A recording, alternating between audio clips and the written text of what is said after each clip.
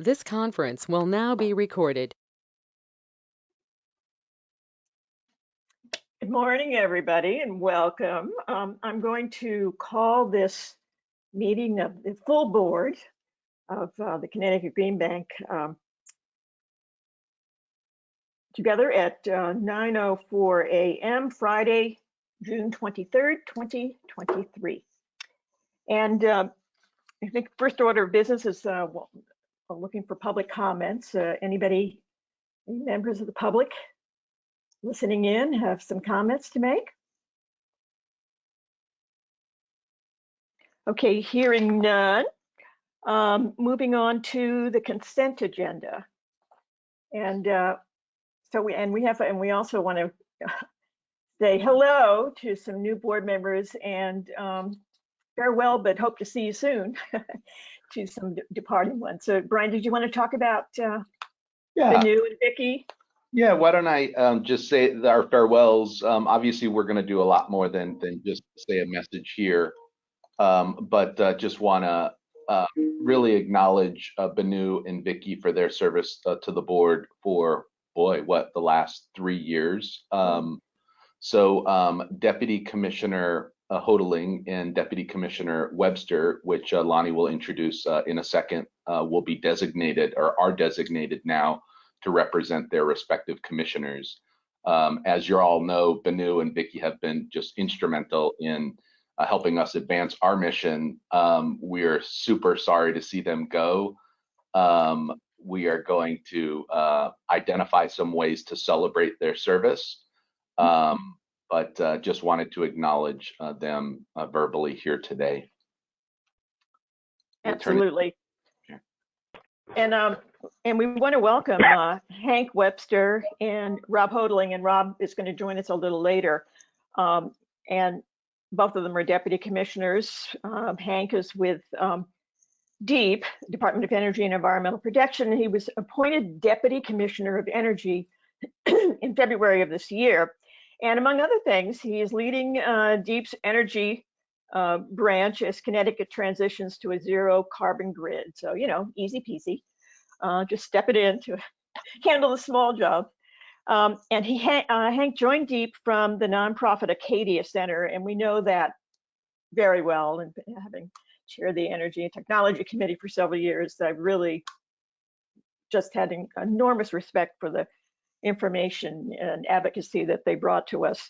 And Hank served Acadia as the Rhode Island Director and Senior Policy Advocate, advancing an equitable clean energy transition. He also served on the ISO New England Consumer Liaison Group, which is really valuable experience. And he holds degrees in political science and public communication, and also a law degree from American University. So welcome, Hank. Thank you. It's a real pleasure to be joining the board, and I'm excited to get to work. Excellent. And should I talk about Rob now, or should we wait for him to get here? Well, I'll give you his background now, and then we'll say hi when he gets here. So he is with DECD, named deputy commissioner also in February. He is the chief investment officer of DECD. And in this role, he drives public investment in statewide economic development efforts. And prior to joining DECD, Rob was senior managing director of enterprise engineering and head of digital delivery at Webster Bank. He did many other things as well. He did his undergraduate work at UConn and did his innovation and entrepreneurship work for his advanced degree at Stanford University Graduate School of Business. So we're very excited to have Rob as well. They're really bringing important skills and experiences to this board. So we look forward to working with them.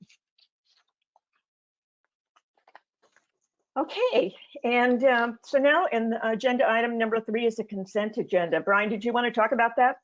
Yeah, why don't I give a high-level overview of the 3 resolutions we have on the consent agenda.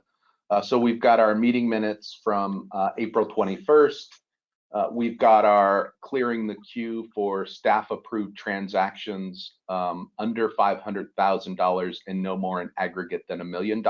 We've got 2 transactions, CPACE transactions, totaling about $540,000. Those transactions are consistent with our comprehensive plan and budget.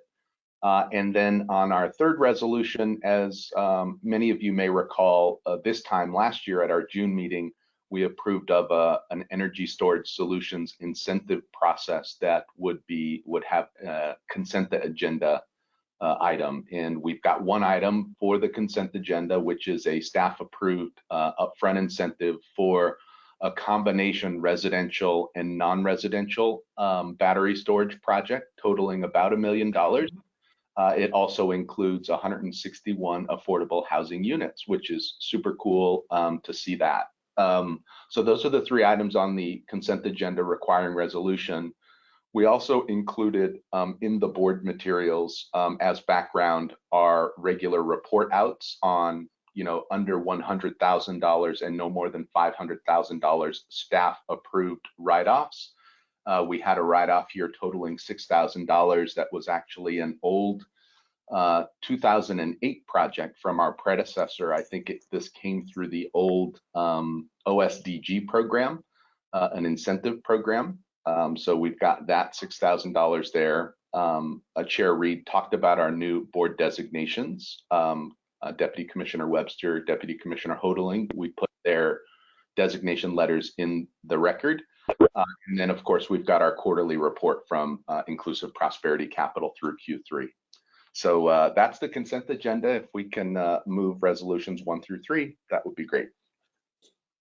Okay, go ahead.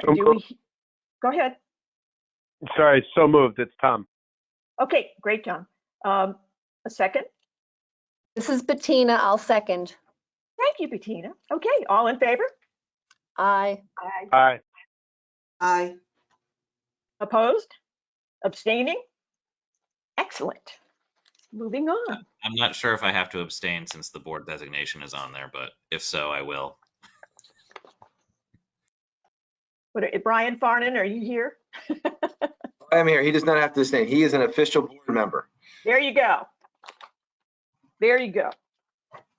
Okay. So moving on to item number 4. Committee recommendations and updates.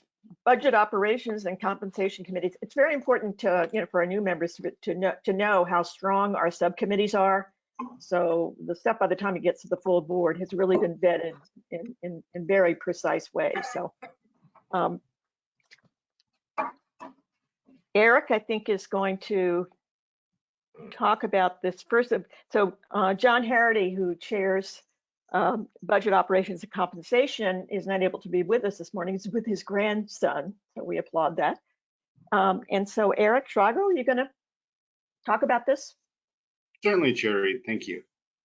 So let's move to the next slide. So as we do every year, we present our proposed targets and budget to the Budget Operations and Compensation Committee, and they thoroughly kick the tires on both the targets and the budget. So I will start by walking through our proposed targets, and then we'll talk about the funding that we need and the revenue that we're going to earn to pay for all of that. So I'll start with the incentive business. Our ESS targets are based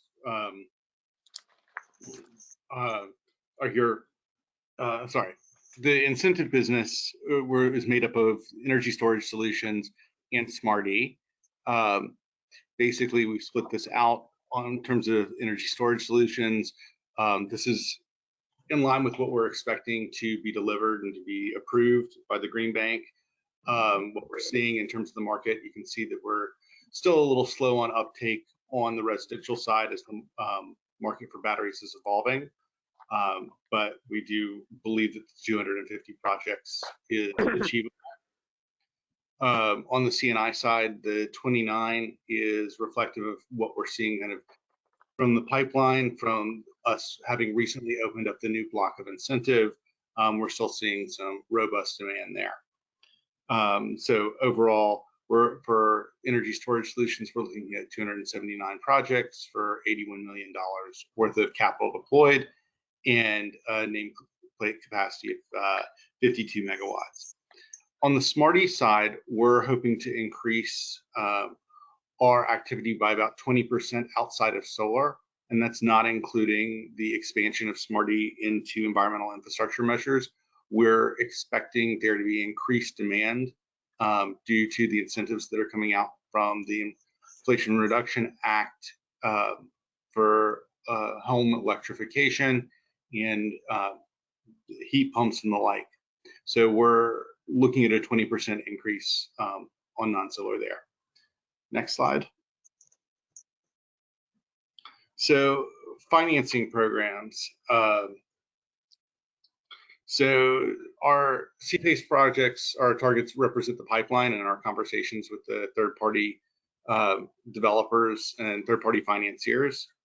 PPA roof leases, that's kind of, again, reflective of pipeline. And just a reminder, we don't have a capacity target on CPACE anymore. And that's basically just to reflect our desire to not force staff to pursue efficiency behind solar or anything there. On SBEA, these forecasts are down from previous years, but this is reflective of Eversource's view on where they think the program is going to develop or deliver new projects. They're expecting a bit of an economic downturn, which could lead to fewer projects being done, hence the decreased number. Just skipping down to multifamily term, these projects we expect to be, I think there's one that's in the pipeline that's a true multifamily term loan, and the other two are we're going to be solar that's delivered via the PPA. And then we have our bucket for strategic investments, which is blank on here. However, we're sure that other things will come through that bucket. So next slide. So walking through the budget. So I'll start with the revenues and how are we going to pay for all of this. So a year-on-year decrease in revenues of about 1 million. And this is every year the system benefit charge, what we get from ratepayer electric bills decreases, or we forecast it to decrease because that's what it should be doing. We should be seeing decreased demand if everything that we're doing in the clean energy or the energy efficiency fund are doing is truly reducing demand. So there's a decrease in that. We also have a decrease in RGGI proceeds due to the $5.2 million cap that was put in place this past year. And those extra revenues are going over to fund the cheaper rebate program. I do want to point out here that our earned revenues have grown year over year. So our earned revenues are what's coming from our investments. And so this is a great milestone that, yes, we did have that $5.2 million decrease in what we're getting from unearned sources, but we're making that back up through earned sources. In terms of operating expenses, we do have a year-on-year increase of about 2.8 million. And this is primarily due to personnel expense. So as many of you will remember, we presented our mid-year recast with a dream bigger scenario that how do we really take advantage of everything that's coming down the pike from the Inflation Reduction Act and other sources of federal funding. And we said, hey, we need to augment staff. A lot of that wasn't set to take effect, or those new positions weren't set to take effect until the end of this fiscal year. So you're seeing these come on board for a whole fiscal year, as well as a couple of new positions that are augmenting those. Other things I'd like to highlight in terms of operating expenses, the incentive programs, we have non-personnel OPEX has decreased. That's due to the RSIP wind down and the fact that we've made really good progress in the meter replacements. I think there's some other opportunities for some potential savings that we'll see throughout the year there as we make progress on the transition from customer acquisition in the RSIP to purely asset management. On the financing program side, non-personnel OPEX, it's a slight increase in consulting for MAP and for our EV carbon credit programs. On the map side, that's all leading to investable projects, into growing our balance sheet. On the carbon credit program, we're making sure that our investment in our consultants is getting covered by the revenues from the carbon credits, so that the program is will break even this year for the first time and start to realize a profit going forward. On environmental infrastructure, that's a steady increase due to staffing up and program launch costs. In terms of program incentives and grants, we have a $6.7 million year-on-year decrease. The primary driver of that was we had booked in the budget last year a $5 million incentive to attract federal funding if there was the opportunity. There wasn't, we didn't use it. We've said that, hey, we may need to do that this year, but we don't see that opportunity or don't see that necessarily coming down the pike. I think we see other paths to federal funding being much higher priority and much easier. So if there is an opportunity that we need to put out some grant money to attract other grant money, we'll come back to the board, but that's the big decrease there, as well as just some sunsetting in terms of our systems have reached their maximum incentive. On non-operating expenses, we have a decrease year-on-year. We have a lower interest expense related to debt repayment. So, next slide. In terms of proposed investments for the year, I'll walk through what we're proposing.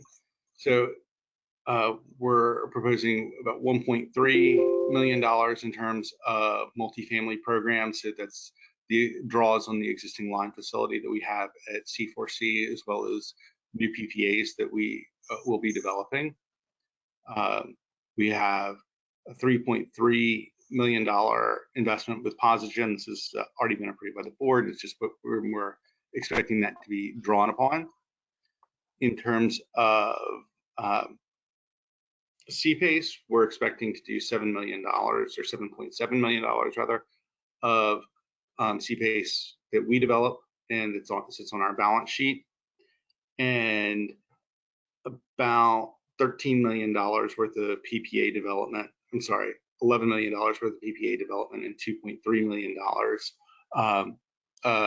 to support our loan purchases of SBA loans.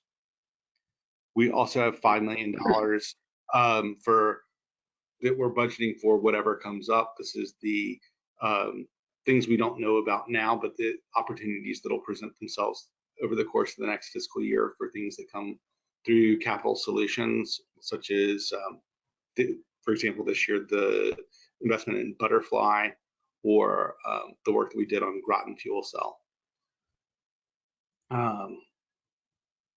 Yeah, so next slide.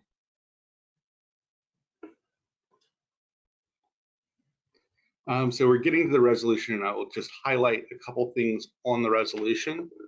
So we're recommending, or the Budget Operations and Compensation Committee has recommended that the board approve the proposed budget and targets, and that they direct staff to enter into new PSAs with the strategic partners on here. The strategic partners on here, I just want to highlight, since the name was different at the BONC meeting. New Charter Technologies is the parent company of AdNet Technologies, our longtime information technology consultant, and I just wanted to highlight that because they split up some of the services that they're providing us into different entities, and now we need to contract and approve at the parent company level. Are there any questions? Yeah, it's Tom Flynn, if I might, Madam Chair. Yes, Tom, of course. Thanks. So the one thing that jumps out at me is revenues down by $1 million, and then operating costs and personnel OpEx costs going up by $3.6 million. That just jumps out at me. Talk a little bit about that. Why are we comfortable with revenues going down by $1 million? I know why they're going down, but OpEx costs going up by $3.6 million. So I wouldn't just look at it at the OpEx. I look at the non-operating expenses and the decreases there as well that we're offsetting. The other reason that I'm comfortable is this is really an investment to build balance sheet, that we really need people out there sourcing investment and helping projects come through. If you look at our lead time on getting an investable transaction through the door, it's oftentimes over a year. So we really need to invest and bring people on to really seize the opportunities that are going to be there as part of the Inflation Reduction Act. So so- are the, it's part of the Inflation Reduction Act, though, because I know you referred to that. I've got two comments on this. Number one, those are presumably one-time infusion of cash based on that act that we're going to have to replace at one point or another. That's my first comment. My second comment is I don't see the full P&L here. Maybe I'm missing it. My apologies. I'm on my phone, so I don't see the reduction in the other costs that you're referring to. And the other thing is just from a, looking at it from a purely CFO perspective, it sounds like what you're saying is we're replacing variable costs with fixed costs, i.e. personnel. And then the other item I would say is, do we know the pipeline? I see here and again, I'm on my phone, so my apologies. I'm trying to look at this. I understand what you're saying about, hey, we've got to do this now in order to grow future revenue streams. Do we know what those future revenue streams are, what that target is and the like in future years? And thanks, and my apologies for listing all my questions in one time. All right, I'll do my best to answer it all in one go. The P&L is all there in the budget. I'm happy to forward that to you if you need. Yeah. In terms of developing future pipeline, a lot of this is a question that actually came up kind of in a different form, but getting at the same point at the BONC committee meeting. So how do we act? We need to figure out, like, what are the targets that we're expecting new people who are responsible for That's right. grow our portfolio on. And that hasn't been something we focused on in the past, but I'm 100% there with you that we need to figure out what those metrics are, and we need to hold people accountable. And I mean, this is one of the things that when we met last week, I wanted to highlight is we were creating a more transparent personal goal setting and evaluation scheme, so that this is a key part of it. And so we're going to be able to put those metrics together, and we're going to be able to hold people accountable to that. In terms of going back to your point on one-time capital infusion,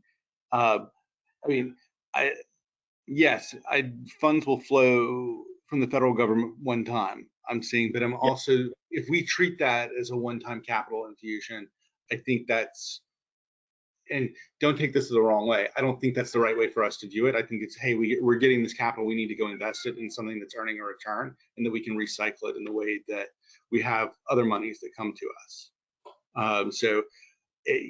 We're going to get a chunk of federal funds once, but we need to make sure that we're getting that out into projects that are earning a return on it, a return that's going to grow. Yeah, I agree with you. I have first of all, no offense taken, and I agree with you. But I have a hard time supporting it without knowing basically what those targets are. So you're asking me to approve something, presumably, and saying, hey, we're going to do this in order to take advantage of this one-time infusion, and you're going to give me $3.6 million, right? Now, I understand some of that's COLA and stuff like that. I get it. But you're also asking for new positions, and I'll tell you in the future what you get for those new positions, because we don't have the pipeline developed yet. I mean, Eric, why don't I add on the IRA? I don't think it should be characterized as a one-time thing, because the investment tax credits, which are really what's driving this Dream Bigger strategy, go through 2033. So it's every year for the next 10 years. What's got us excited by that, Tom, is that those tax credits were slated to be reduced and disappear, but as a result of the IRA, they increased. And then they also added additional adders that are consistent with our vulnerable communities target, which is there are 10 to 20% adders on top of that 30% if we deploy more clean energy in low income communities. There's an additional 10% on top of those adders if we deploy clean energy in energy communities. Fairfield County is ironically one of those communities. Kind of bring it personal. I understand. Yeah, I get it. Yeah, no, but they're the only one county in Connecticut that has that designation. So you've got, you know, so it's a huge place. So we see all of those as ongoing opportunities. And right now, you know, Connecticut contributes more than its fair share of federal taxes. So if we can bring those tax credits back to our citizens, specifically for those in vulnerable communities, that's what our team is after for Dream Big. It's like we're still figuring it out because the Treasury is still figuring out how they're going to operationalize it. But our team is really excited by the opportunity here to enable more investment. So that's what the incremental staffing is. Well, we'll know in a year how it's going. Yeah. I get it, but I don't know what I'm getting for it. Right? I don't know what the target is. Like, I understand what you're saying, Brian. I'm just saying, hey, fund it, and we'll tell you what the targets are after you approve it. Right? Yeah, my response would be that the new adders are so new that it's hard to plan them, but I would say that our existing comprehensive plan target of 40% investment in vulnerable communities is our guide. Like that's what we're shooting for. We're just short of it. We're trending in the right direction. As a result of these adders, we should be making a lot of progress, if not achieving it. Let me ask it another way then. I understand what you're saying, and I don't want to take up too much time because I know there's a large agenda, so my apologies. But because I didn't mean to cut you off, Brian. But why is five people? I think I read that correctly. Why is that the right number? So I'm just pulling up the staffing plan. Okay. I think a lot of these represent just known needs at this point. So, for example, we have one position that's new is on environmental markets and looking for somebody to take on the carbon credit program that we currently have, and as our build out in environmental infrastructure continues, to help us monetize all of the projects or everything that we can there.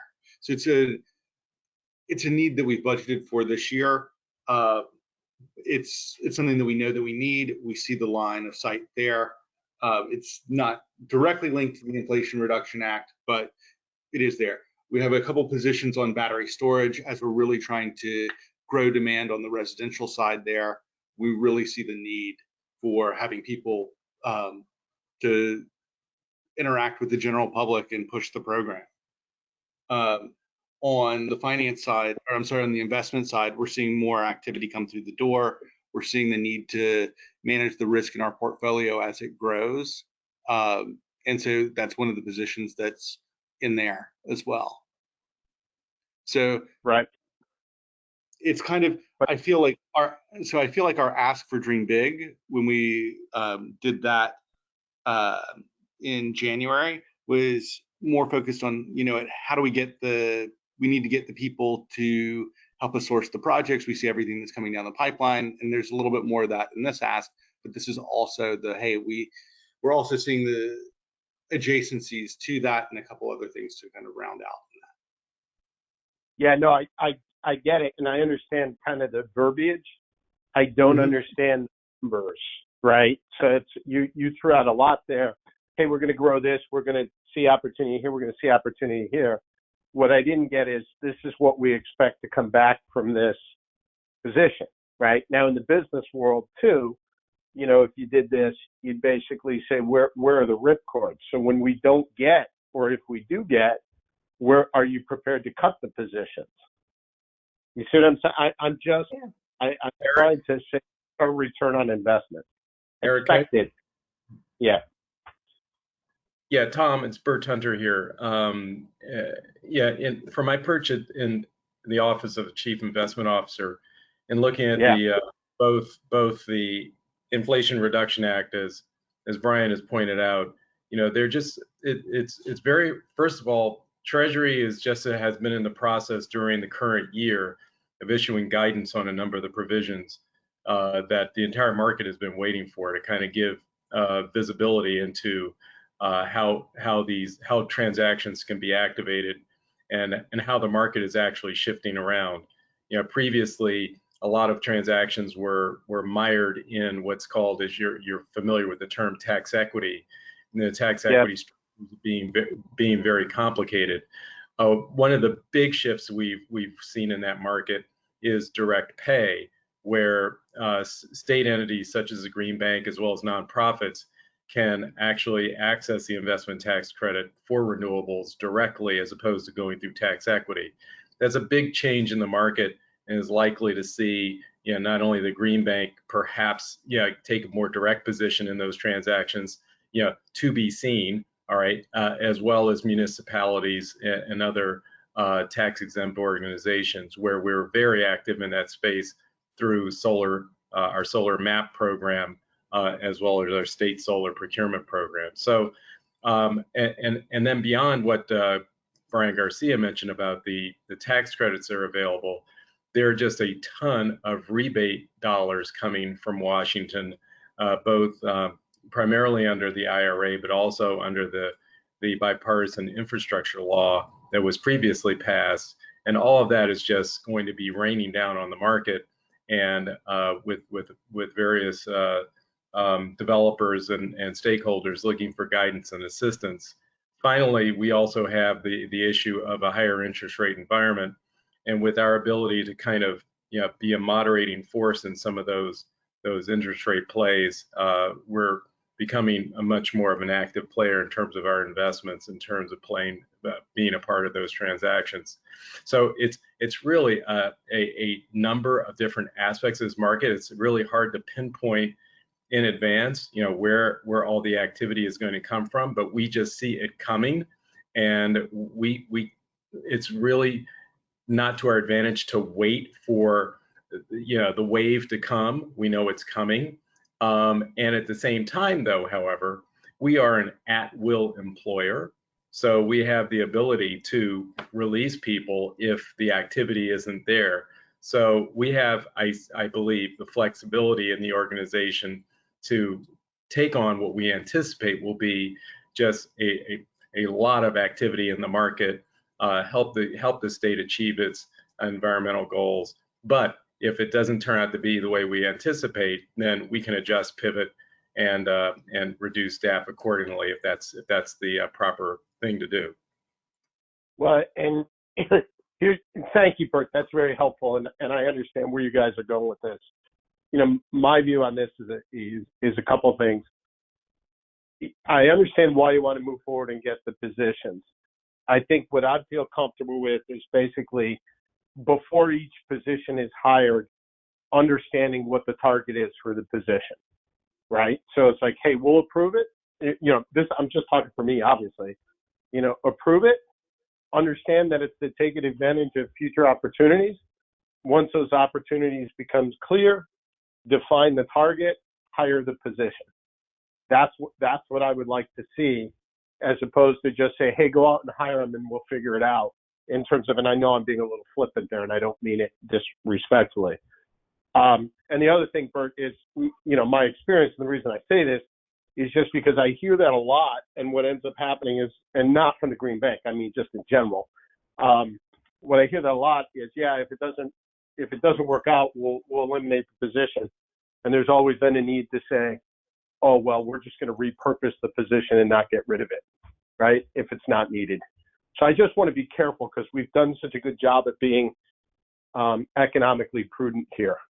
So I would just like to understand we're going to invest in these positions. Here's what we expect to get for them before we hire them. That's it. I think that's a great point. The only thing I would say in response is that over the years we have been far from a bloated organization. Agree. Yeah. So we've been running hard to keep up with the activity. Our staff, puts in a really solid week. I'm confident that we've got this right in terms of seeing the future here. But there is actually turnover in staff, and that happens. And what happens, Tom, is when that happens, we just take the position of, all right, we're not going to replace that person. We'll just, so it has a way of working its way out. And sorry to take a little extra time, Madam Chair, but I just wanted to put Well, those and building on that, I mean, it's just so, as long as I've been chair, I cannot count how many new responsibilities the Green Bank has been given. Now we're in charge of resiliency in storage. We have new Justice 40 objectives. I mean, over and over and over again, there's suddenly the reach is expanding, and we have to go to the current staff and go, what are we missing here? And so I get the feeling from the stuff that I've looked at over the last several months that nobody's going to be sitting around. There's already there's a lot of work for everybody already.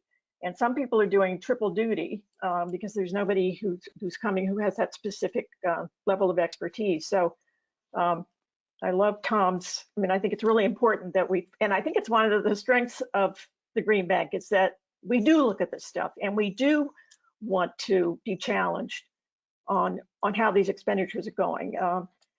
But I also think that our top people are totally in touch with Washington on a lot of this, Department of Energy, and a lot of the White House, the Justice 40 folks in the White House, and all that, and they're getting some guidance on what's being looked for when this money comes down. And I think we want to be ready for it. I mean, that's sort of the feeling I've been getting.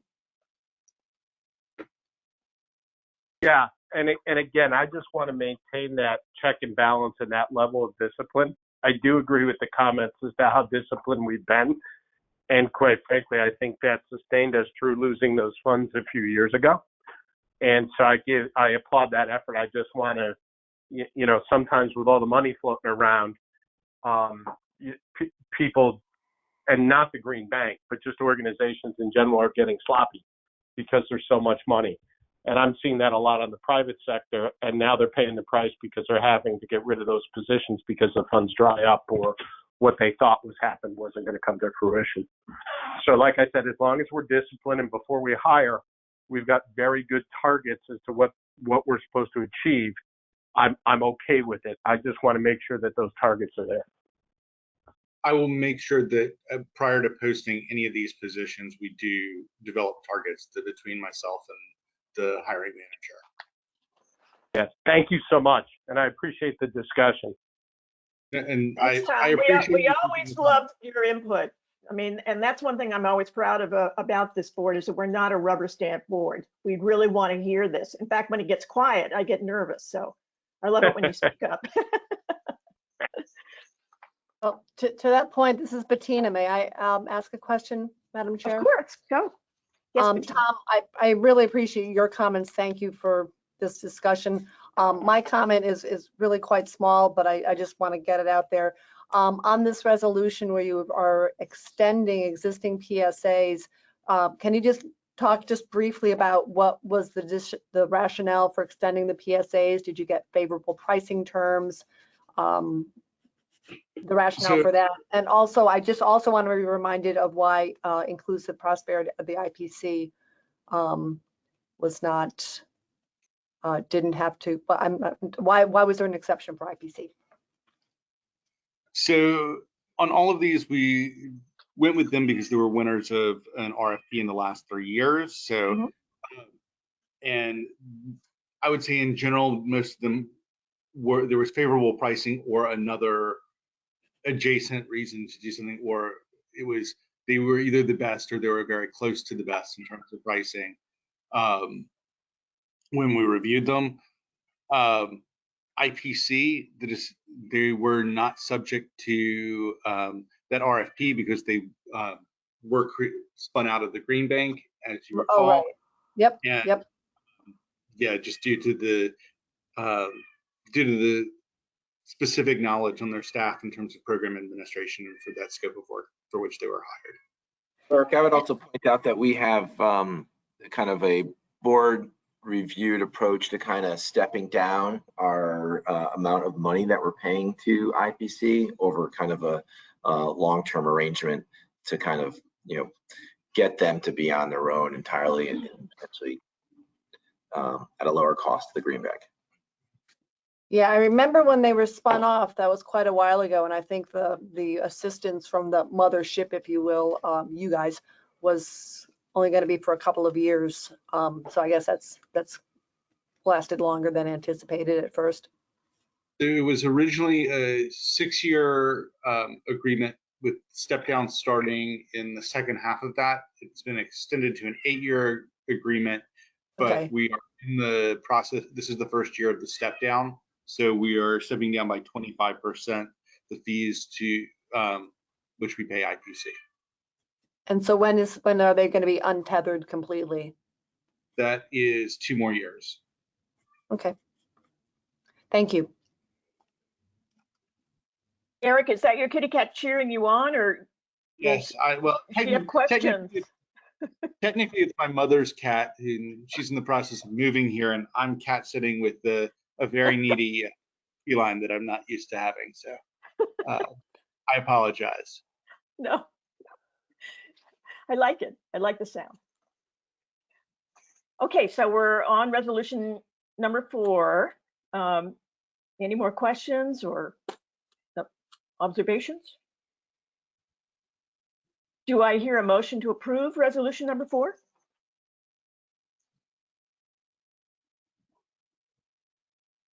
This is Dominic, so moved. Thank you, Dominic. Do I hear a second? Second, Adrian speaking.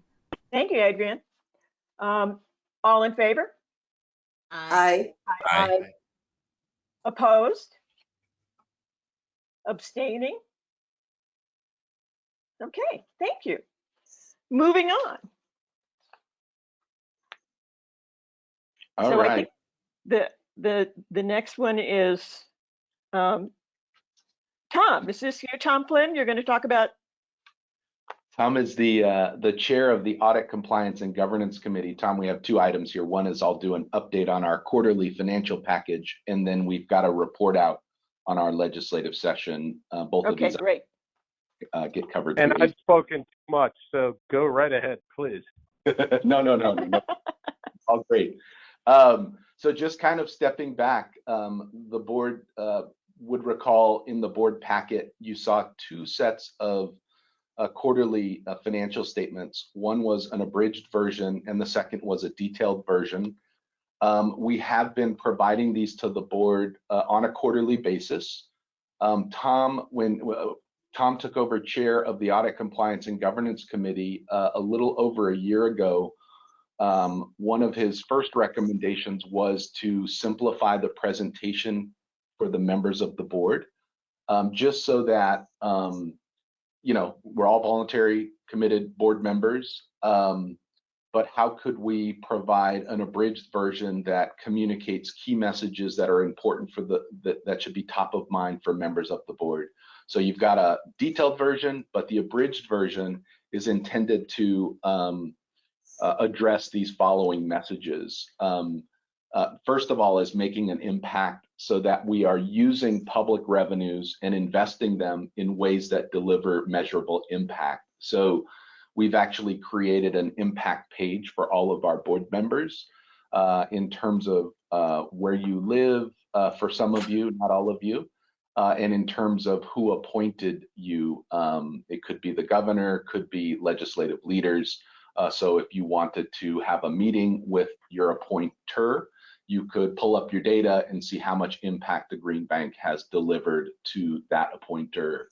So really a useful tool that takes all the data warehouse, all the impact that Eric was talking about in terms of investing those resources in projects with targets to give the quantifiable societal and environmental benefits.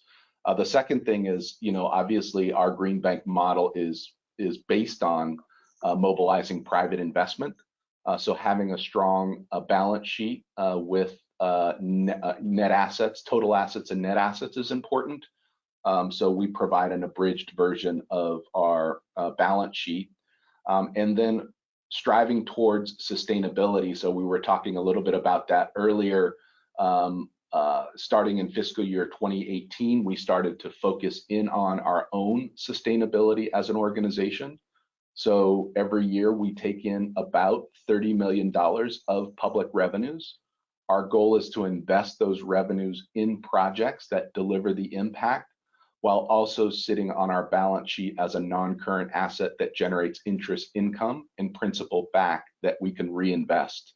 That interest income helps cover our operating expenses so that we get to a point at which our earned returns are supporting our operating expenses. So that's the third abridged version of our P&L in the packet. And then lastly is just monitoring the state benefit allocation, tracking our operating expenses that are really uncontrollable by us in terms of the state retirement plan, medical and dental premiums, yet pose impacts on our sustainability. So we just put the numbers out there.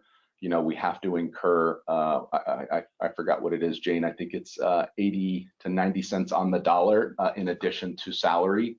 That's just not typical of a regular organization. So we monitor that and track that. So those are the 4 abridged versions. And I just want to say, thanks to Tom, I feel like we're operationalizing this thinking. It's helped us really glean insights into areas that we need to focus on, message on, and our staff digs deeper when we go into these things every month that are, we meet weekly, but we do a monthly review of our financials. So just wanted to provide that overview for some of the new members of the board as you see that information. That's why it's there. That's it, Chair. Okay. I think next we're going to hear from James on the legislative session, and Brian too. Who else is going to talk about this, the legislative session review?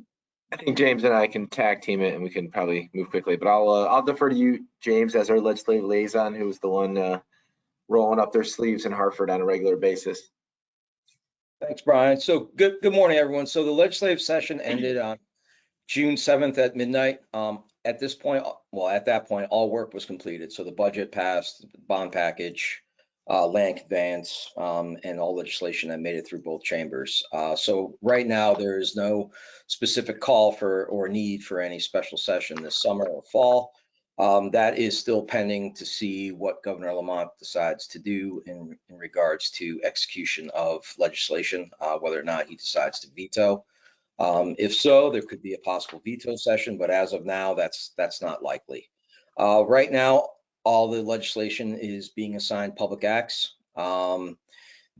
After it's assigned the public act, it's assigned to the Secretary of State's office, and then it's transmitted to the governor. So all legislation should be effectively executed by mid to the 3rd week of July. So I just have 2 slides here, which I'm going to go through very quickly because I know we're behind schedule. I am preparing a legislative summary on legislation that is executed by the governor, so it is in effect and will become law. The legislative summary will be broken into 4 sections. It'll be energy, infrastructure, quasi impacts, and then general. General will have items like workforce updates, task force, any sort of studies. So let me roll through these bills here quick. Brian, if you want to comment at the end of each bill, please do so. 6851 was a Green Bank initiative. It was to implement recommendations that the Green Bank, the Hydrogen Task Force recommended that the Green Bank shared. It does direct DEEP to develop a hydrogen strategic plan by the end of next year. The plan is to focus on the production of hydrogen by the use of renewable energy technologies. and to prioritize applications to hard sectors such as maritime or aviation for the expansion of hydrogen into those sectors.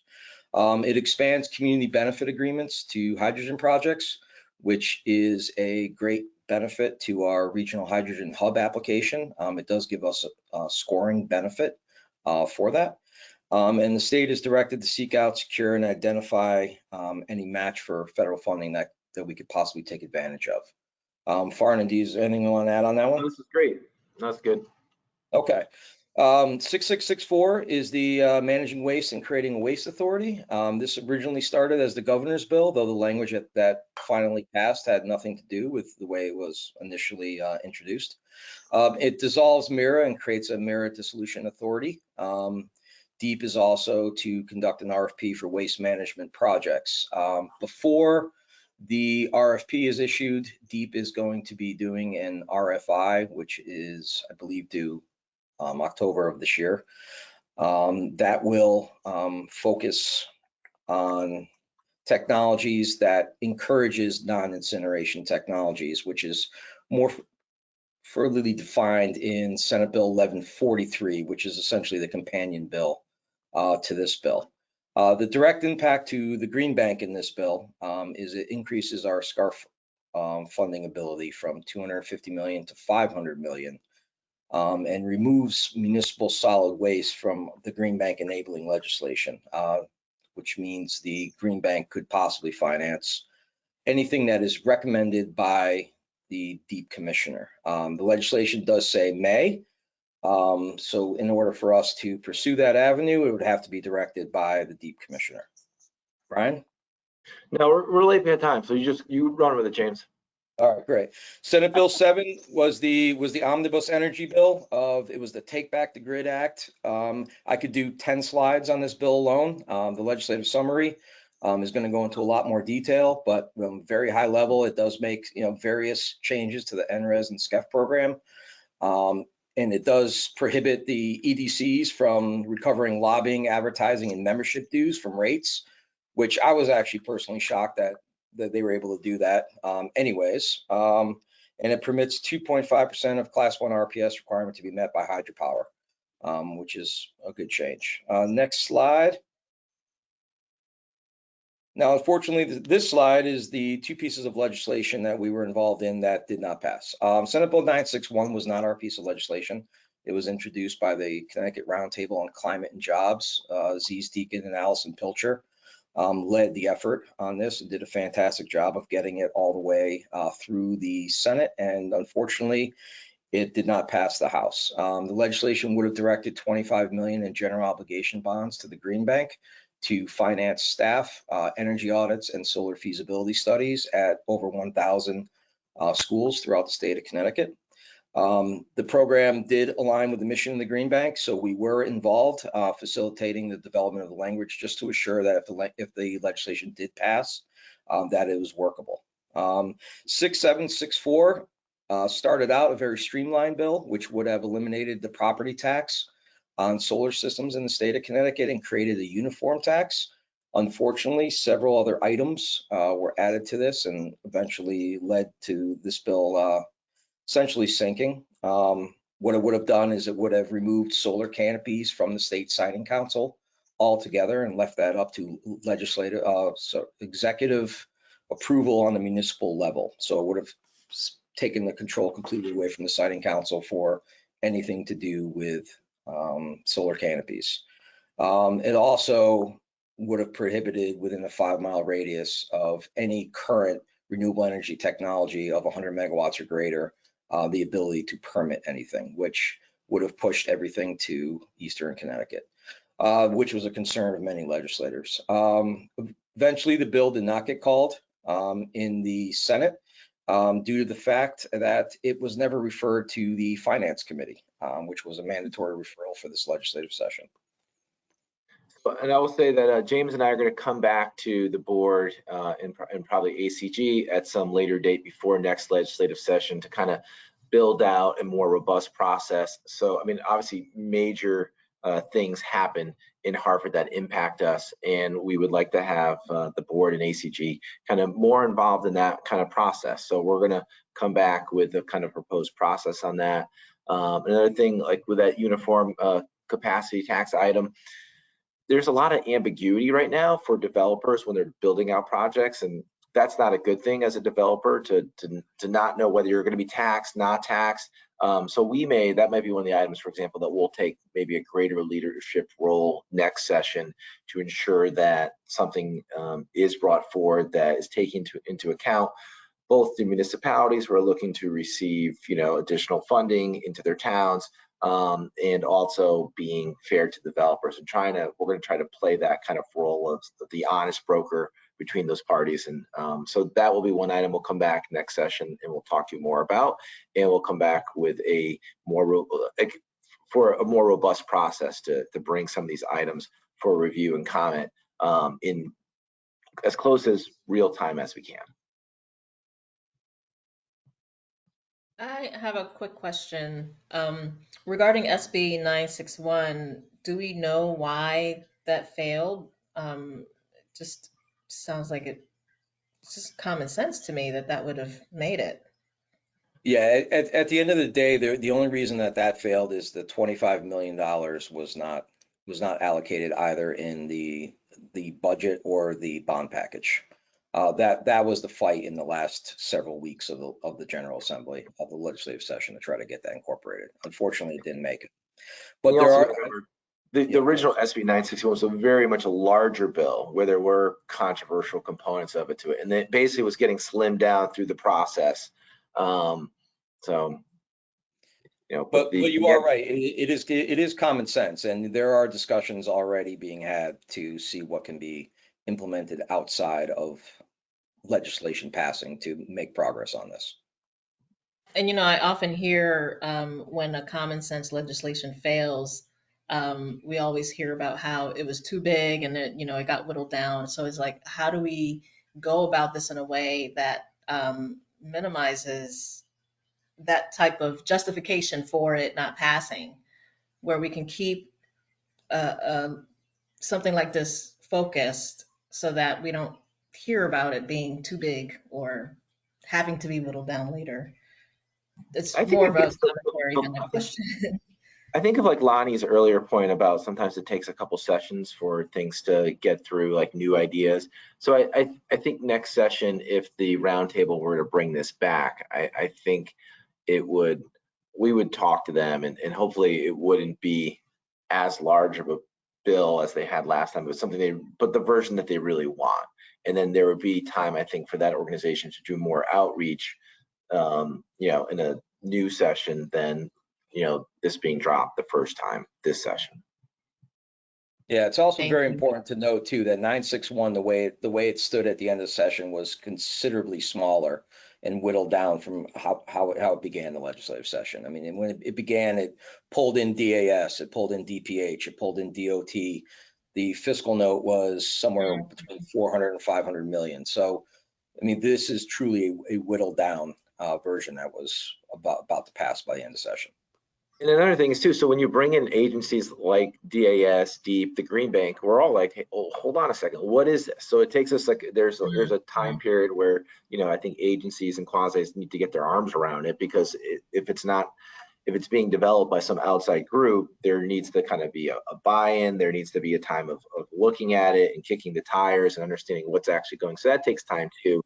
And maybe some of that review and kind of discussions can occur before session, or it won't just be kind of like such a new concept next session. Okay, I think that hits it on the head for me, is the pulling in the other state organizations and without a full, for some time for them to kind of digest and work through how they would implement. So that makes sense. Thank you. We were in that same boat. We're like, well, what is this? Yeah. I hear you. And I think also it started out with a prevailing wage component, and that immediately is radioactive to some people. So already the negativity begins. And so you're starting from, wait a minute, let me tell you what it has, as opposed to how exciting is this, which it is. And it is a common sense bill. So kind of just trying to figure out how to work it through. that way, I think would be really successful. Thank you.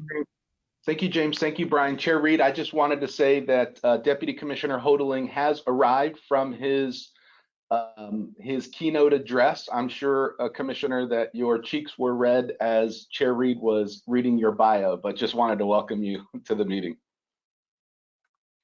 Yes, welcome, Commissioner. And I have to say, I haven't even finished reading your bio because it goes on and on and on. But we're really thrilled to have you here.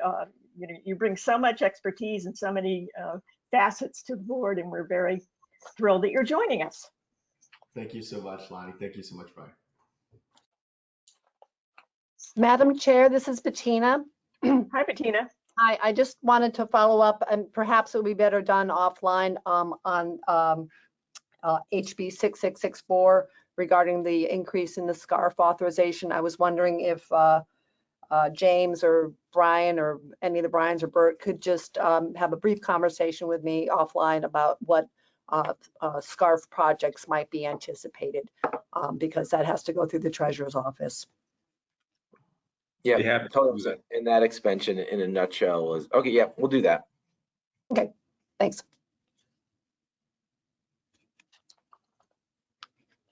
Okay. So are we going to, go ahead. Yeah, we've got 3 CPACE transactions that are not quite ready, but they'll be ready next month. So the next 3 items we've deferred to July. So we're looking at now heading to agenda item number 6A, which is Bert on the Shrek warehouse line of credit. Great, Bert.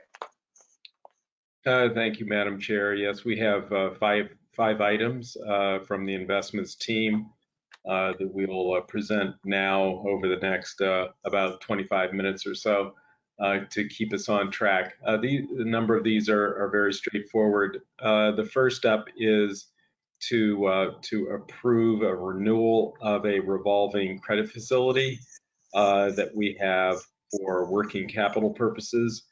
This is provided by 2 Connecticut banks, Webster Bank, and which is our house bank, if you will. Number of our operating accounts managed with them, and Liberty Bank. And so previously the bank approved the extension of this facility, which has its origin back to June of 2018. It's a very innovative facility where these 2 banks agreed to finance against renewable energy credit revenues being paid by the investor-owned utilities, Eversource and Avangrid, and as a precursor to our, at the time, asset-backed security loan bond issuance, and then subsequently the green Liberty bond issuances. So what we've done is we're proposing to keep this at the same $5 million size with an ability to expand up to $10 million if needed. We haven't had the need to use a facility in the past year. However, it's a good insurance policy against needing to make some disbursements on some big projects, like we've had some big disbursements on fuel cell projects and so forth. So this will allow us to manage any cash needs if we do on a short-term basis. It's an interest-only facility. It's an annual renewable facility. The interest rate remains unchanged. We converted to a SOFR base rate as opposed to LIBOR a year ago. That remains the same today at 240 basis points over the 1-month term SOFR, which equates to 7.5% roughly in today's market. There's a $75,000 facility fee. Bankers need to be paid. And there's also an unused fee of 50 basis points on the amounts not used. And that's on the 5 million, not the 10 million. So again, this is for working capital purposes, just renewing this again.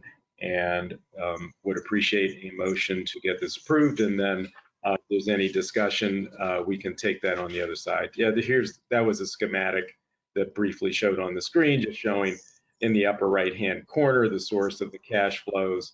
And this is actually being borrowed by Shrek Warehouse One LLC SPV, and that's why you have the presence of the Green Bank as a guarantor of this loan, because it's to one of our subsidiaries. So that guarantee is also being renewed as well. Okay, we can go to the resolutions, but appreciate a motion, and then we can have any discussion if the directors would like. Do you hear a motion to approve? I'll make the Ms. motion to Brenda. approve. Adrian speaking. Thank you, Adrian. Do I hear a second? Brenda seconds. Thank you, Brenda. Discussion? Okay. All in favor? Aye. Aye. Aye. Opposed? Abstaining? Okay, thank you, everybody. Moving on. Oh, so this transaction is the Total Energies Distributed Generation USA transaction. It's with our under our solar map program. So I'm going to hand this over to Emily Basham and Mariana Treve. So one of you two can step forward on this. Yes, good morning. Hello, board. This is Emily Basham. I'm an associate director with the financing programs team, and I'm going to provide just an overview of the portfolio and then turn it over to Mariana to talk about our term sheet request. So this portfolio consists of 7 projects at various Department of Correction facilities. They've been developed under the Green Bank's Solar Marketplace Assistance Program, or Solar MAP, as the first portfolio in the program. And these are the first behind the meter solar projects of this scale to be installed at state agency properties. So as a result, it's taken some time for us to develop these projects, and we've worked through some unique challenges. Starting in 2019, we had a lengthy 2.5-year process to create and finalize all of the transaction documents, but those now serve as template documents for our projects moving forward. The projects of this size have additional permitting and review processes, including SHPO and DEEP's SEPA process. But there are additional security protocols for working on Department of Correction sites that needed to be adhered to and also took some additional time. We've got contracts, incentives, and permits in place for all of these projects. 3 of the 7 projects commenced construction this month, and the remaining 4 are being redesigned due to an unexpected closure of the Willard Correctional Facility. So the associated system there is being converted from a behind-the-meter project to a virtually net metered project to direct the generation credits to other DOC accounts. So this requires us to get a new incentive, which we applied for in February. And this array is co-located with the other 3 projects. So all 4 are being redesigned, but they're all moving forward.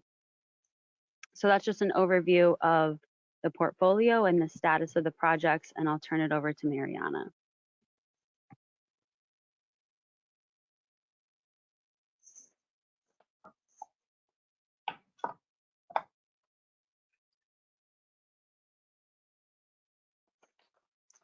Let me see. Mariana, you there? Mariana, we can't hear you. Yeah, we can't hear you, Mariana. Looks like you're off mute, but we can't hear you.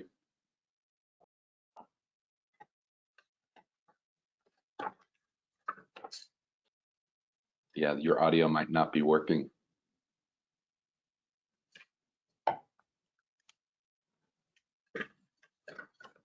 maybe call in. We'll give it a moment.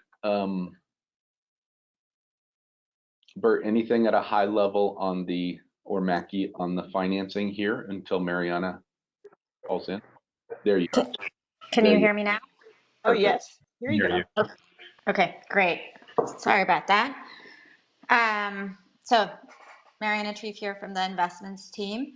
So the projects, as we had sort of shared with the board a few years ago, are being currently held by the Green Bank, meaning that we are the counterparty to the power purchase agreements with the states and the counterparty with the installer to the EPC agreements, the installation contracts.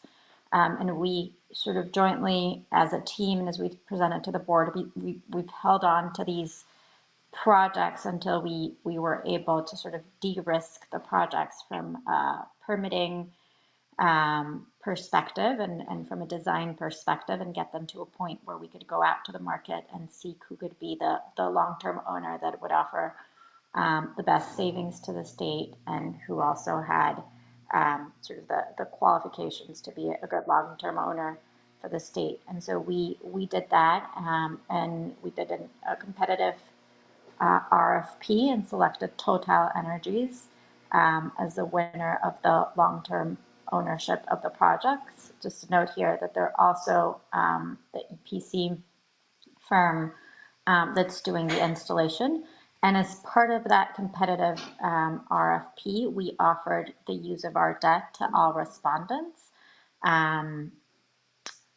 to see if that could help provide better PPA pricing to the state. And I think most respondents that used our debt, and those that did, their PPA pricing was more competitive when using our debt. And so we're coming now today to the board to sort of, in addition to provide this update, seek authority to enter into a binding term sheet to offer the debt for these projects to Total Energies Renewables in an amount not to exceed $11.5 million, and to also enter into contracts associated with the sale and assignment of the projects to Total.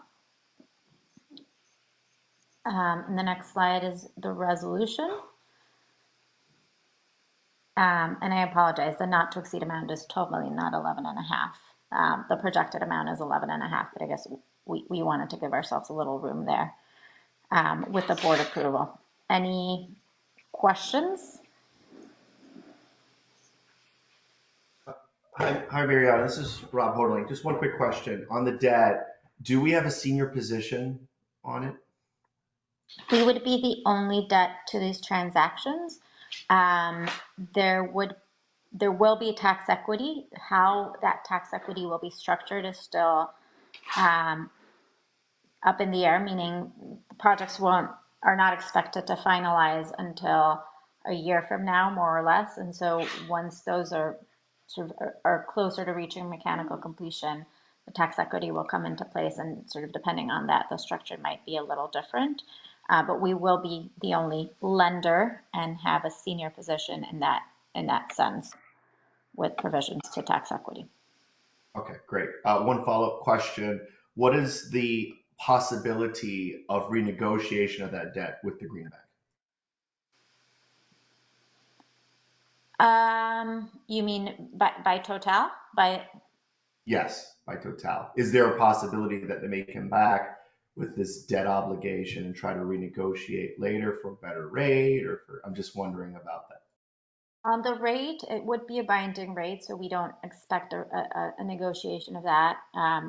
There will be a negotiation until the loans close, especially with regards to any provisions to allow for, again, tax equity, depending on what structure comes in. But I think we've presented the term sheet in the board package. We've tried to be very explicit on the high level terms of what we will require from a security perspective, and flesh that out depending on various different scenarios of how that debt might come in, to try to avoid sort of any renegotiation. And I think any renegotiation would make that term sheet sort of not invalid, but it would be a different structure that what is contemplated in the term sheet.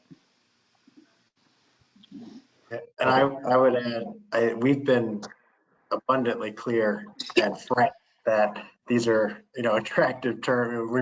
We did this RFP some time ago, and 3.5% was attractive at the time, but as time has gone on, it's become even more attractive. And we've been incredibly blunt about that. So, I would see the only point of having a discussion around those sort of basically, particularly the interest rate, would be if there's unexpected issues around the projects that arise from this point on, and meaning that additional cost is added on, and for whatever reason, and it's not the fault of Total at all. It's more either, well, it'd be the customer or us causing delays. And if we wanted to absorb, I guess, if we wanted to reduce rate in order to keep PPA rates the same, that would be the only, I think, issue that would cause these terms to be reopened. Just given how competitive the terms are to begin with. Yeah, that makes sense. And the only reason I'm raising it, thank you, Mariana, thank you, Mackie. I think those answer my questions. The reason I'm raising is we've seen across other institutions at DECD, especially as inflation has impacted certain projects and things have gotten delayed, certain organizations are asking for renegotiation. It's like a systemic thing. So that's where this is coming from, just so you know. So no, this answers my questions. Thank you very much, Mariana and Mackie. Yeah, I would say we saw that with these projects right before we got to the point of getting to a binding term sheet. We were dealing with them coming to us and say, on the EPC side, saying cost of, inflation, costs have gone up. I think one of the ways we're able to preserve the PPA rates to DOC is through using this debt. I think this debt has become more crucial to Total now, given the increases we've seen in the market around cost. So yeah, we saw it too, Commissioner. Okay, thanks a lot. Thanks.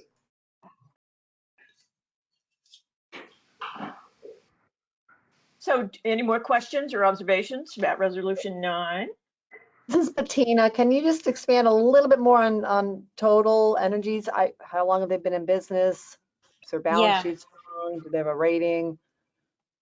Yes, absolutely. So Total Energies is a French company. They purchased SunPower. It was actually SunPower that won the RFP to build the projects back in 2019. And they were acquired by Total Energies, which is a French-based company. I want to say within the last, about a year ago. They are a rather large company, have a big presence in the US, and have sort of acquired all of the SunPower, which was also a big public company in the US. I believe they're also a public company. Yeah, they're the 21st largest public company, or at least of a few months ago, they were the 21st largest public company in the world. It's one of the major international, primarily oil companies that we've seen pivot into, like many have, into a renewables business line as well. So they've been around, I think, for almost close to 100 years. Coming out of one of the, sort of the early oil markets. So, massive company that, that a scale very different than any of the other bidders. We had large bidders in, but their Total is just at a different scale. Not likely to default on their debt. Kind of what I mean. Bettina, the ultimate parent, Total Energies SE, is rated AA- by Fitch. Perfect. Wonderful. Thank you. A lot more comfort. You're good. So, and they have new people on their board, right? Okay, so do I hear a motion to approve resolution number 9? Rob, I'll make a motion to approve. Thank you, Rob. Do you hear a second? Bettina, I'll second. Thank you, Bettina. Okay, all in favor? Aye. Aye. Aye. Opposed? Abstaining? Great, thank you. Okay, moving on. Okay. Pathogen, is this Bert? Yes, Madam Chair. Okay. Brings us to Posigen, and this is a modification request to bring the maturity of our second lien credit facility, which the board has previously approved the increase, which is shown on this slide, increasing it to $16 million to be in line with a first lien amount of $200 million. In actuality, the first lien amount was put in place by Brookfield at $250 million. Notwithstanding that, we are at the present time sticking with our second lien amount of $16 million until we consider an increase sometime in the second half of this year. So the $16 million second lien amount is a combination of funds that we would advance in addition to what participants in the facility under the second lien facility have advanced, which is $6.75 million, which is outstanding. So our exposure would be roughly $9.3 million. Again, that's all been approved by the board previously. So what we are doing, if we can go to the next slide, is the Brookfield first lien facility, when it was put in place in April of this year, it established a maturity date of April 21, 2027. Our second lien facility, which goes back to its historic maturity date, which had been lockstep in line with previous first lien facility maturity dates, was not adjusted. So that remains at September 28, 2024. We need to bring that in line as we're the subordinated lender, the second lien lender in the facility. So we're merely bringing this in line with the Brookfield maturity date, which is April 21, as I said, April 21, 2027. So that is all that is being brought before the board here. Again, this should have been brought before the board when we did the other adjustments, the increase in the facility, which I described on the previous slide. So that's all that's going on here today. So the next slide should just have the resolution to simply make that adjustment. Thank you. And so if we could have a motion and a second, and then we can have any discussion after that. Do I hear a motion?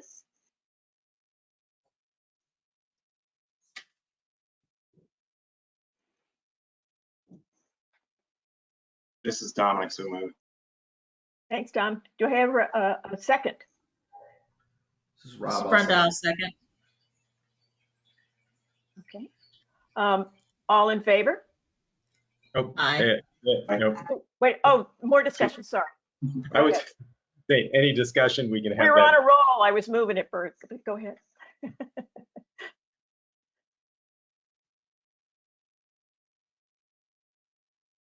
No more discussion or observation, so. Oh, I would just point out that, as mentioned in the memorandum, Posigen is making great progress with the DOE's loan program office.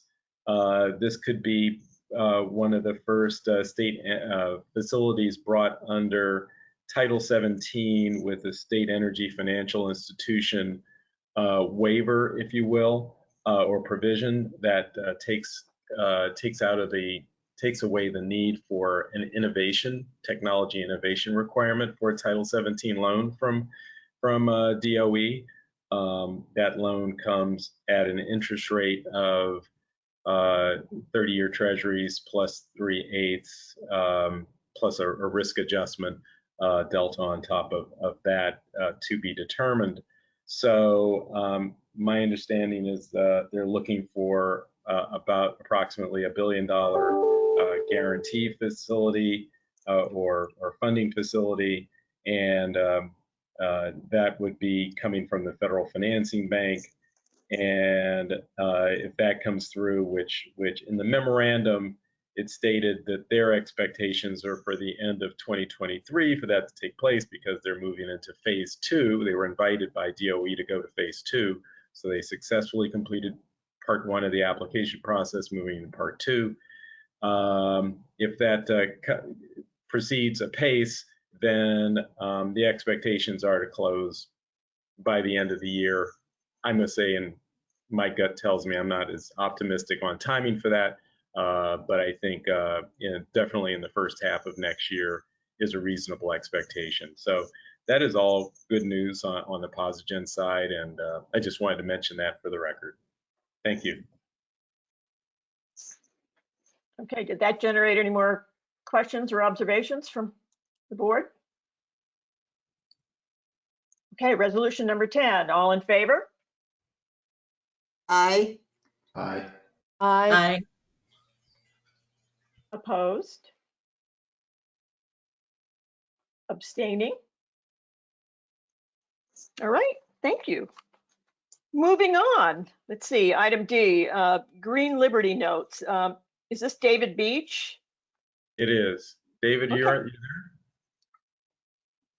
Hi there. Yes, I'm here. Hi, David. Go right ahead. Thanks, Lonnie. Thanks, Chair Reed. Yeah, love to jump in here. So I'll just spend a brief moment on this slide. We're coming in here to you today with a proposed expansion to our Green Liberty Notes program. And so I just wanted to quick touch on the previous approval. So the original approval for this program came back in July of 2021. It was actually the first program approved through our Capital Solutions RFP, which was created just a year before. So the original approval, I'll just highlight two key things here, was for $2 million of Green Liberty Notes via $250,000 quarterly issuances for up to 2 years. And I'll move on to the next slide then. Thank you. Yeah, so since then, we have successfully issued 6 issuances over the course of about a year and a half. A couple of things I want to highlight while we're on the slide. First, we continue to maintain a healthy spread between the interest rate at which we are purchasing the SBA loans and the interest rate which we are offering to investors. So we're in a strong, healthy range there, in averaging about 1.5 percentile of a delta between those two factors. The other thing to highlight here is you'll see, our first issuance, we raised $190,000, and then those investors had the opportunity to reinvest in the 5th issuance, which was in January of this year. Same thing happened for the 2nd issuance, where we raised $114,000. Those investors had the opportunity to reinvest in the latest issuance, which happened in April. And despite a lower number of reinvestors, we were still able to comfortably sell out and issue the full $250,000. But if you see on the 3rd issuance, we raised the full $250,000. So it's that issuance that is now going to be coming to reinvestment for the next issuance, and that's part of the impetus for this expansion. If we have, continued strong reinvestment, we could block out an opportunity for new investors, which we keep seeing strong demand for, could leave some folks from having the opportunity to take part. So we'll go ahead to the next slide. So here's just another quick update. In total, we've raised over $1.3 million. That's from over 350 investors who have made more than 500 investments. More than 300 of those are coming from the state of Connecticut, and more than 300 are coming in denominations of $1,000 or less. So we continue to see strong demand from those key demographics which we created this program for. So that's great to see.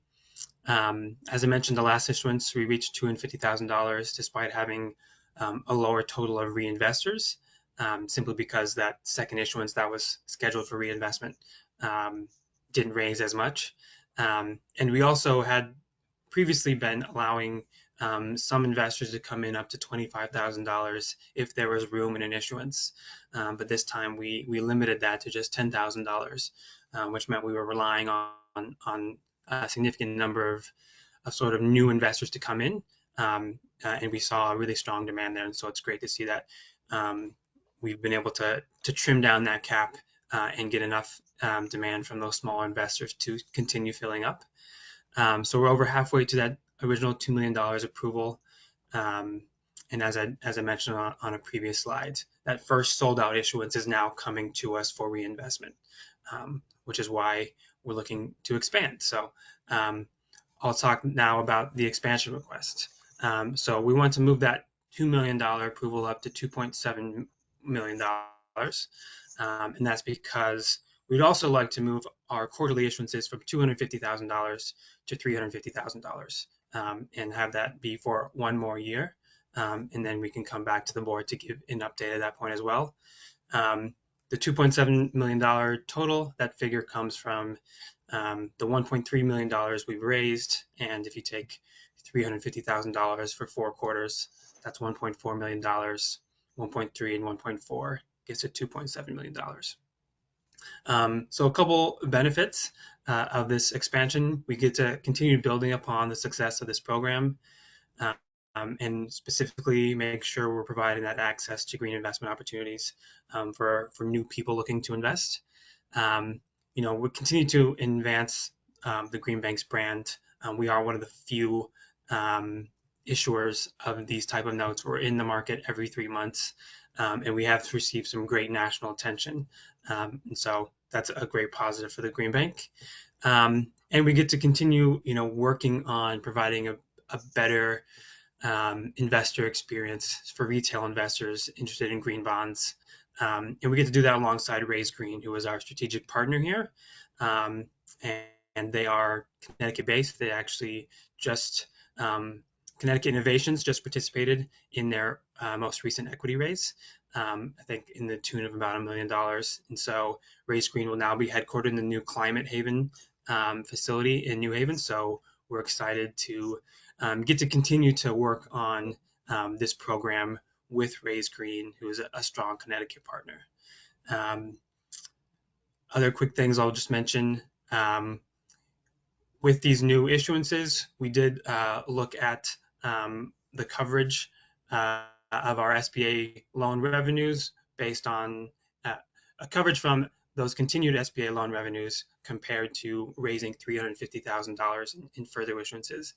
And even if there are no additional tranches purchased in the next year, which we are pretty darn certain there will be, we have enough revenues there to provide more than a 2.0x debt service coverage ratio, which is a covenant we have in all of our Green Liberty notes. So we are good from that perspective.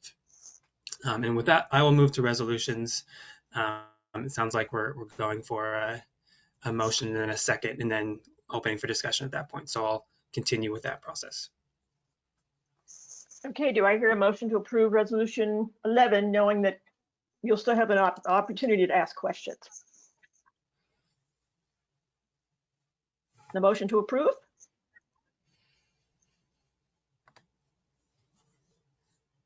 So moved, Adrian speaking. Thank you, Adrian. Do I hear a second? This is Rob, I'll second. Thank you, Rob.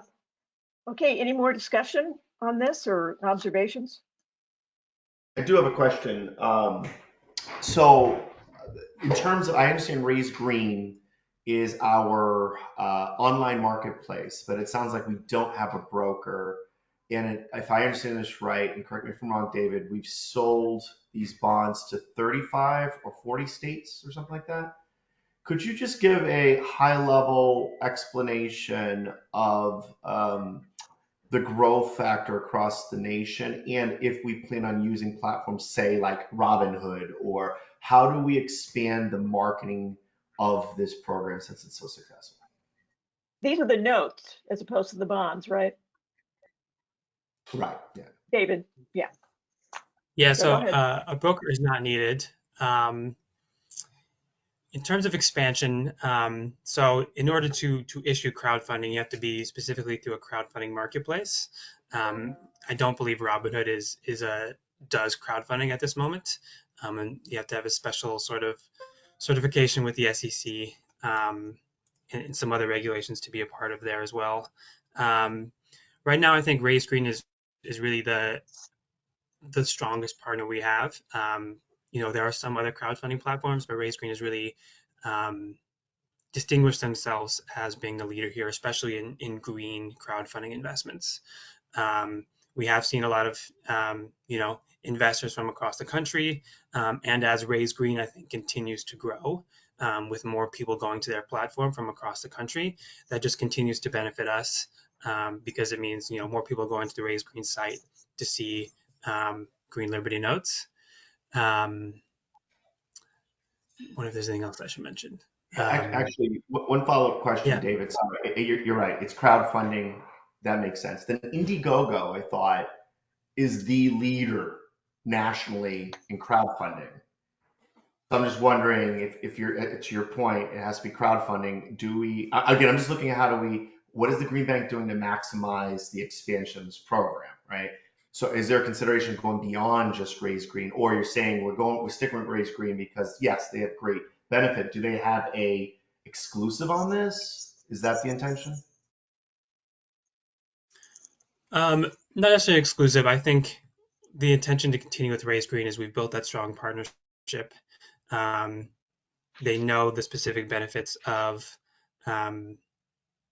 their audience is specifically focused on green. So I think their audience pretty well aligns with the people who would be interested in Green Liberty Notes. And we also, I think, like their growth, and they've been growing alongside us here. And so they know what we're trying to do. We continue to work together on the process of how we wanted to move.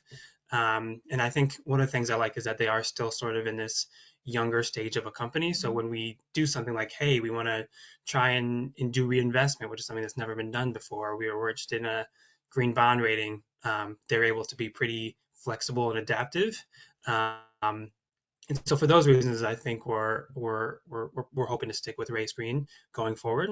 And I don't necessarily see them, sort of capping our growth, but it is something I think maybe to be thinking of if, in case, there are other platforms that have a bigger platform, something to look at. But for now, for those reasons, I think we're pretty committed to continuing our partnership with Raise Green, which we've built now for a couple of years.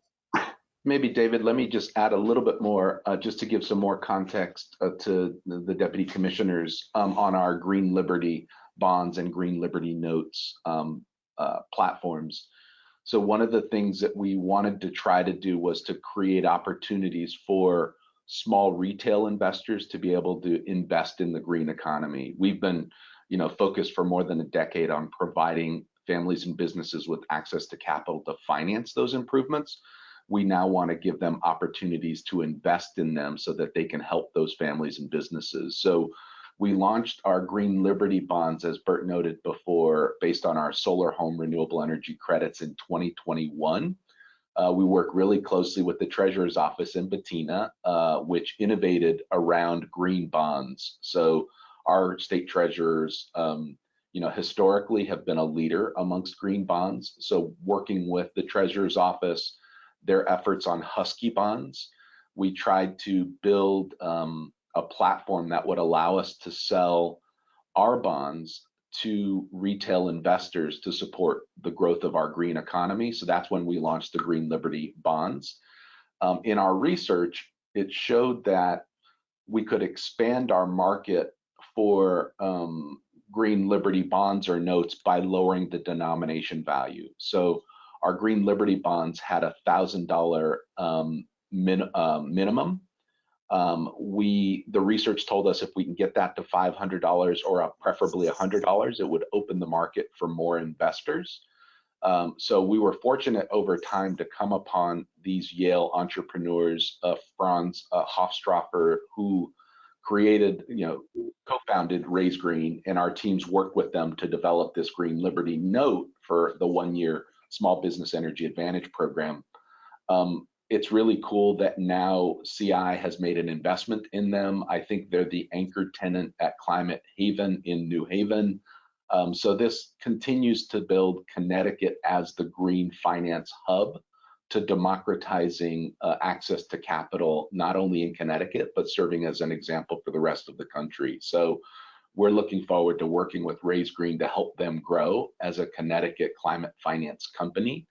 And all our efforts on the Greenhouse Gas Reduction Fund, the SBEA, the Green Liberty Notes are all a part of that strategy. And it's cool to see Connecticut investors across the country. We want to see that capital to help us. In this case, the use of those proceeds is going to help small businesses become more energy efficient. So just a real cool story.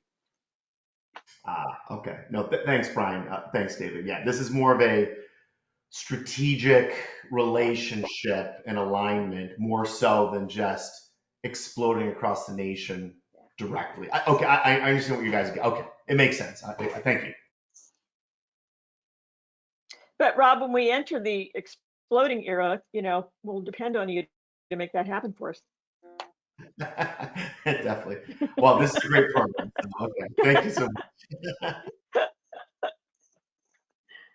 Okay, any more questions or observations?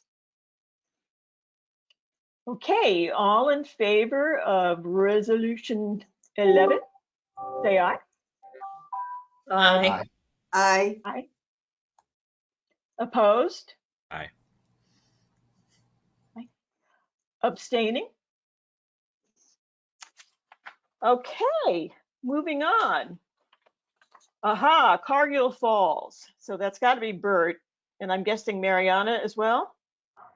Good guess there, Madam Chair. So Mariana, I'm going to obviously let you take the lead here, but keep in mind we're challenged on time, so maybe slim up the background. And any directors that want to have further background on this, maybe reach out to us one-on-one, and we'll be happy to entertain the discussion offline. Yes, thank you. So I'll keep it brief. This is our mixed-use residential and commercial project up in Putnam that has 2 hydro turbines that the board has heard about through numerous updates and requests over the years. Just as a brief update, there was a lead concern back in December. As a result of that, NDDH, who's the entity sort of in charge of all health concerns associated to this, did inspections, required abatement for a number of units, 8 units, all of that had children under the age of 6.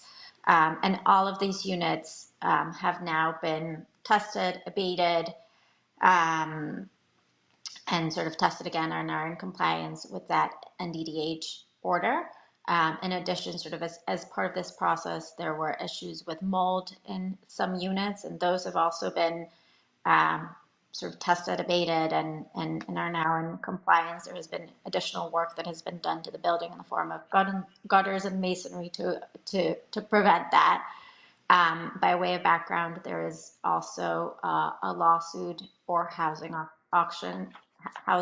action suit that's in process. 15 units are participating, and a number of those units are paying into escrow. So the combination of these items, meaning folks paying into escrow, funds being used because all of the funds used for the abatement and the testing came from the property, and some vacancies in the building that have not been released until there's sort of a more comprehensive approach to potential lead abatement, have the property sort of in shaky ground from a cash flow perspective. They're sort of doing okay, but having to manage their cash in the last 6 months. If you could go to the next slide.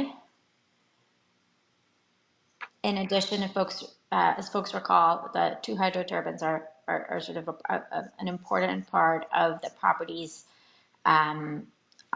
operating expenses and reducing them by way of energy savings, and also bringing in revenue through the sale of excess electricity and also ZRECs.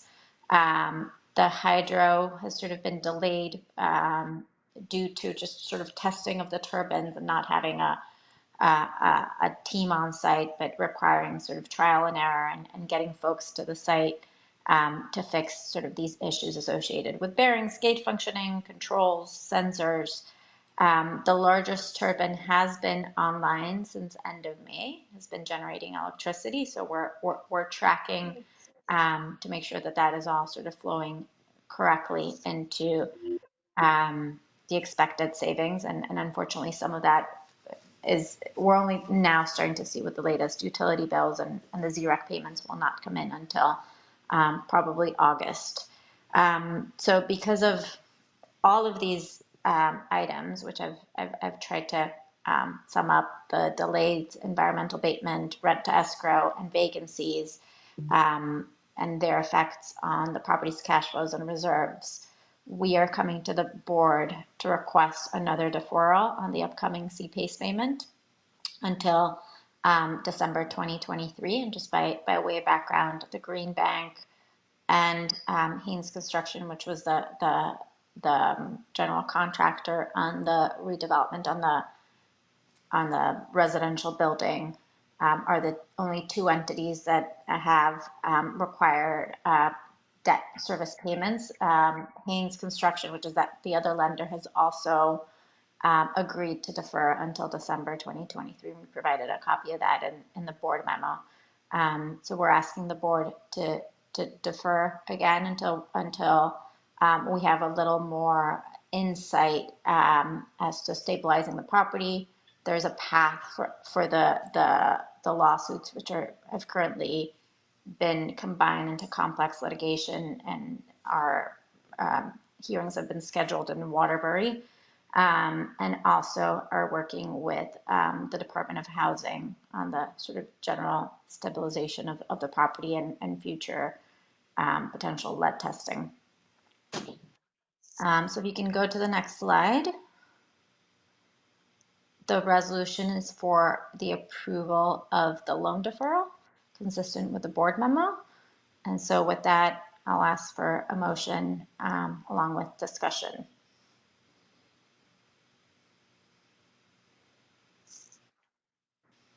Do I hear a motion, and then we'll have discussion after the motion? Do I hear a motion? I'll make a motion for approval. This is Rob. Thank you, Rob. Do we hear a second? This is Brenda, I second. Thank you, Brenda. And so discussion, anybody has observations or discussion they wanted to weigh in on this? Okay, all in favor? Aye. Aye. Opposed? Abstaining? Okay, thank you. Let's see, moving on, environmental infrastructure, that's Brian Garcia, I'm guessing. Brian? Yeah. Why don't I pick it up here so we can get to our executive session. So just wanted to do a quick update of our environmental markets work. There are two documents in your packet. One is our environmental markets guide. We had that as a task to complete this fiscal year. This is really like a 101 on carbon offsets and ecosystem services. We tried to use it as a way of helping readers understand the 101 to 301 of these markets. We worked with our consultant Quantified Ventures. Sarah Harari on the team led the coordination and production of this report. So it's really a useful guide that will help inform how we think about carbon offsets and ecosystem services. We also completed our water primer. So Ashley Stewart worked really hard on that this year. The all primers, the land conservation, parks and recreation, and agriculture, which were released last year, and water this year, lean in on having conversations with stakeholders in the market, state agencies, municipalities, nonprofits, for-profits. And what we try to do is to understand the public policies that affect that environmental infrastructure. What are various funding sources available out there? What are some of the ways of thinking about the market potential, the areas to invest in, and what are some considerations using a green bank model where we can mobilize more private investment in the modernization of environmental infrastructure. So water was our big one this year. Water is different than all the other environmental infrastructure segments because specifically in our statute, we've got provisions around recognizing the over what, Bettina, maybe 3 decades, maybe 4 decades of leadership that the state on its clean water revolving funds has been demonstrating. So there's some specific provisions in our statute that says, Green Bank allow DPH, the Treasurer's Office, to continue to do what they're doing with state revolving funds, identify other opportunities in the market to support water. So you'll see some of those provisions in the water section. We're looking ahead in calendar year 2024 is likely when we'll be able to get to waste and recycling. There are some studies still needed that DEEP will be working on that will form the foundation to us then having conversations with various stakeholders to wrap our arms around this. So these are all just useful background documents to help us wrestle with the various segments of environmental infrastructure. I describe them as each being a master's thesis, but they help all of us understand 80 to 90% of what's happening in the market on those things. So those are in your packet. I don't know if there are any questions, comments on that. Otherwise, I'll move on. Great. Brian, this is Bettina. The water one said coming soon. In 2023. So this, yeah, it's now out. We'll post it on our website. So yeah, it will actually get posted. It's completed. It's in the packet. Okay, thank you. Yeah. Great. So just a quick update on the Greenhouse Gas Reduction Fund. We've talked about a lot of this, the federal inclusion in the Inflation Reduction Act of the Greenhouse Gas Reduction Fund, as we've talked about, both the $7 billion under Solar for All and the $20 billion for other measures are in large part modeled after the Connecticut Green Bank. We know our former colleague on the board, Reed Hunt, the executive director of the Coalition for Green Capital, has been leading this federal policy for more than a decade. When it failed in 2009, he worked with Commissioner Esty and Governor Malloy to bring this to Connecticut, which formed us in Section 99 of Public Act 1180. We've been at it now for over a decade, and the federal government finally came around to creating effectively a national funding source. Our teams are very actively involved in all 3 segments of this Greenhouse Gas Reduction Fund, including working with our state agency partners on Solar for All. So we have a Connecticut consortium, they're meeting, I believe, now or later on today, that includes DEEP, PURA, Department of Housing, CHAFA, as well as our Department of Banking, because we want to include our local financial institutions to be community lenders alongside us, continuing to do what we've been doing. So lots happening here. This is just a notice on some of the recent filings that we've been doing. You can get we've been providing all this information to the board, but to the public, we've had a website for quite some time that you can get all of our video testimony to the EPA, written testimony. That's our website where we house all of that. I think I just clicked the website. Let me do this. Give me 1 second here. There we go.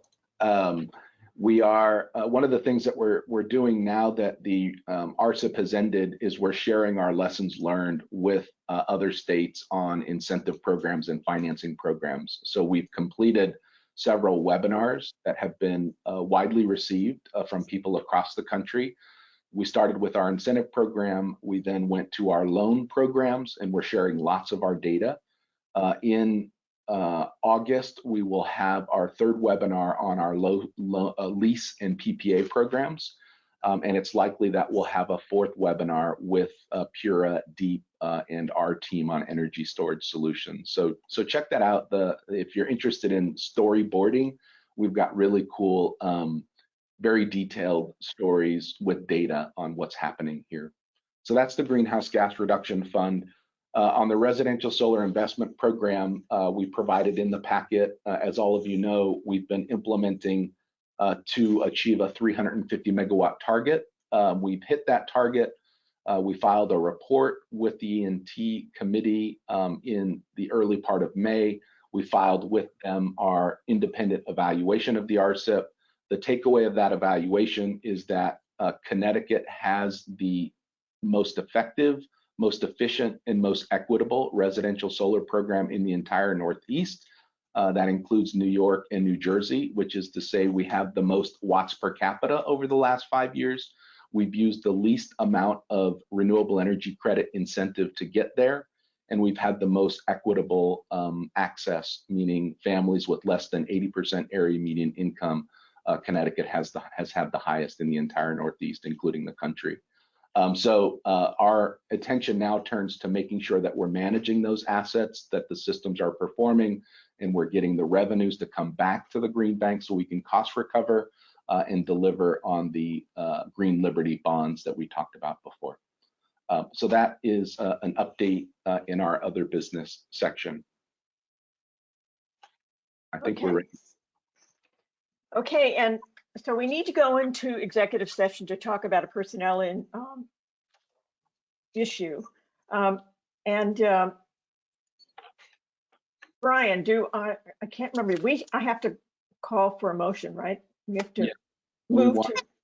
There we go. Okay. A motion to move into Brian, a motion to go into executive session to discuss a personnel issue. I'll move that. Hank Webster. Thank you, Hank. Do we hear a second?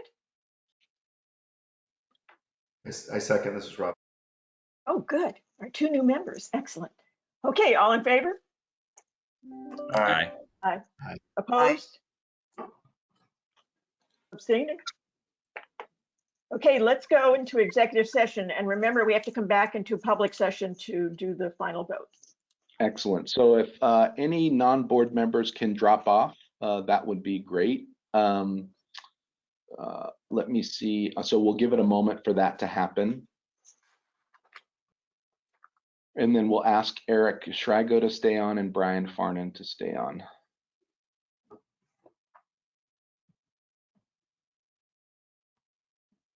And I will stop the recording. This conference will now be recorded. All right, now we're back on the public record.